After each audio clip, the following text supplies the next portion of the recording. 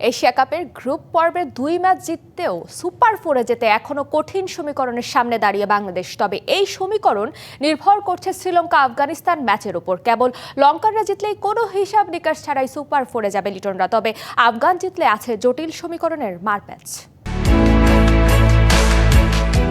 Group পর্বের ৩ ম্যাচই শেষ। টাইগাররা জয়ও পেয়েছে ২ ম্যাচে, তবুও ক্যালকুলেটরের হিসাবটা শেষ হচ্ছে না। তাসকিনরা যে কোনো টুর্নামেন্ট খেলতে গেলেই এই চিত্র এখন নিয়মিত।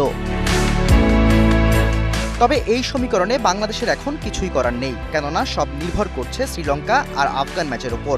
মাঠে খেলবে লঙ্কান আফগান, আর তাকিয়ে থাকবে বাংলাদেশ দলসহ কোটি টাইগার সমর্থক।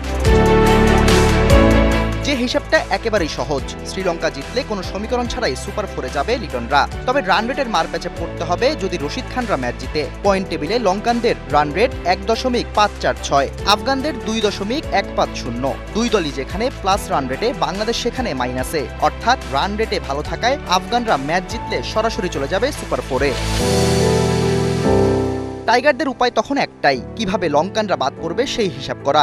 আফগানরা যদি আগে ব্যাট করে ১৫০ রান করে, তবে তাদের ম্যাচ জিততে হবে ৬৭ রানে। যদি ১৮০ করে, তবে হিসাবটা ৭১ রানের, আর ২০০ করলে জিততে হবে ৭৩ রানে। পরে ব্যাটিংয়ের হিসেবে শ্রীলঙ্কা ১৫০ কিংবা ১৮০ যাই করুক, রশিদদের তা টপকাতে হবে ১১ ওভার ২ বলের মধ্যে, আর ২০০ করলে হিসাবটা ১১ ওভার ৩ বল।